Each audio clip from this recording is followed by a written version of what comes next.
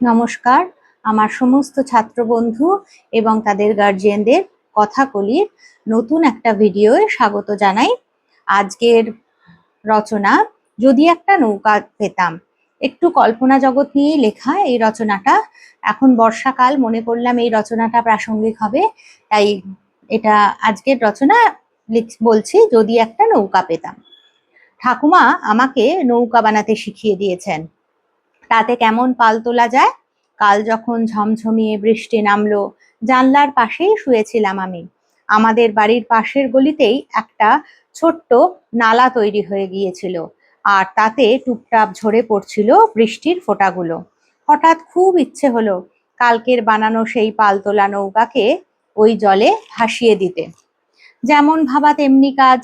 মায়ের হাতের ফাঁক দিয়ে গলে বিছানা থেকে নেমে পা টিপে টিপে টেবিলের ওপর থেকে সেই নৌকা হাতে নিয়েই এক ছুটে গলিতে, আর আলতো ভাবে দুই হাতের তালু দিয়ে নৌকাটাকে জলে রাখতেই কেমন তিরতির করে দুলে দুলে চলল। দেখতে দেখতে মনে হলো, ইস, আমার যদি সত্যিকারের অমন একটা নৌকা থাকতো। মা মাঝে মাঝে একটা গান গায়, তাতে এমন একটা কথা আছে, কেয়া পাতার নৌকা গড়ে সাজিয়ে দেব ফুলে, তাল দিঘিতে ভাসিয়ে দেব চলবে দুলে দুলে। আমার নৌকাকেও কেমন পাতা আর ফুল দিয়ে বেশ সাজিয়ে নিতাম মনের মতো করে, আর দুঃখ হলেই তাতে চেপে বসতাম আর চলে যেতাম কত নদীর পার।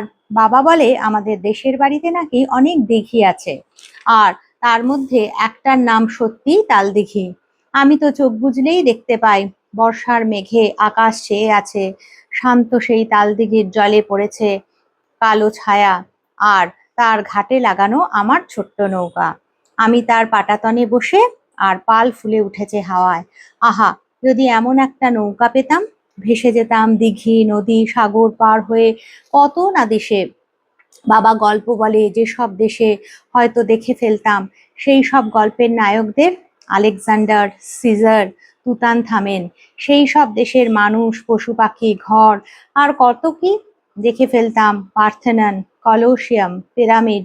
অথবা হয়তো কোথাও যেতাম না, শুধুই কোনো নদীর মাঝে পাল নামিয়ে স্থির হয়ে বসে লাল নীল মাছেদের টুপটাপ ভেসে ওঠা, আর তাদের ঝাঁক বেঁধে ঘুরে বেড়ানো দেখতাম।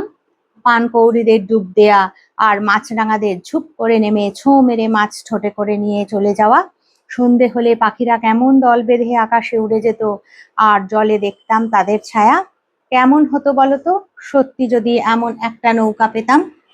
বন্ধুরা, আমি এখানেই শেষ করছি, রচনাটা এখানেই শেষ। আমার রচনাগুলো যদি তোমাদের ভালো লাগে তাহলে একটু লাইক, শেয়ার, সাবস্ক্রাইব করো, তাহলে ভিডিও বানানোর একটা উৎসাহ পাওয়া যায়, এই আর কি।